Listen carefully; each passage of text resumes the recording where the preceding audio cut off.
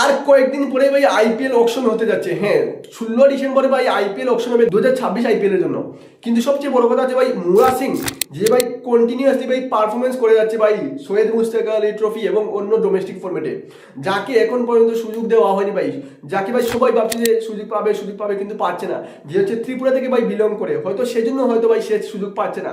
কিন্তু এইবার সৈয়দ মুশতাক আলী ট্রফিতে ভাই সে দুর্দান্ত পারফরমেন্স করেছে ভাই, সেটা হয় দিল্লির বিপক্ষে না হয় কর্ণাটকের বিপক্ষে। আমরা দেখেছি গত ম্যাচে কর্ণাটকের বিপক্ষে ভাই সে 35 বলে 69 রান করেছে, আর তাও বোলিং তো দেখেছো ভাই সে দুর্দান্ত বোলিং করে, সে ভাই ইন সুইং আউট সুইং দুটো বোলিং করতে পারে, ঠিক আছে না? তো সেই দিক দিয়ে সে অনেকে বলছে যে সে ভাই ত্রিপুরার হার্দিক পান্ডিয়া। তোমাদের কি মনে হয় তাকে কি এইবার সুযোগ করে দেওয়া হবে আইপিএল এ খেলার জন্য?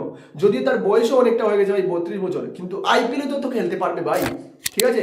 আমি না হয় টিম ইন্ডিয়ার জন্য ম্যাচ ছেড়ে দিলাম, তবে ভাই আমি এটা গ্যারান্টি দিয়ে বলছি যে যদি তাকে আইপিএল এ সুযোগ করে দেওয়া হয়, সে যদি পারফরমেন্স করতে পারে, তাহলে ভাই তার পারফরমেন্স দেখে ভাই হয়তো তাকে টিম ইন্ডিয়ার জন্য সিলেক্ট করা হতে পারে। তবে তার জন্য ভাই তাকে একটা বড় স্টেজে পারফর্ম করতে হবে। তবে আইপিএল এর যে বড় স্টেজ কি আছে ভাই, তবে এবার কি সে আইপিএল এর সুযোগ পাবে সেটাই দেখার বিষয়। যদি ভাই একটা খুশির খবর আছে, প্রথমে তো ভাই আইপিএল শর্টলিস্ট যে করা হয় সেখানে তার নাম ছিল না, কিন্তু তারপরে যখন রিভাইজ শর্টলিস্ট আসে আপডেটেড, তখন তার নামটা আসে, অর্থাৎ অনেকটা টিম হয়তো তার জন্য ভাই দেখছে ভাই।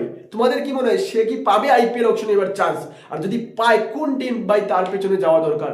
তো আমি তো ভাই ডেফিনেটলি চাই যে মুরা সিং ভাই আইপিএল এবার চান্স পাক এবং খেলুক। শুধু আমিও ত্রিপুরা থেকে সেজন্য না ভাই, সে একটা ভালো প্লেয়ার আমার মনে হচ্ছে। তোমাদের কি মনে হয় মুরা সিংকে নিয়ে?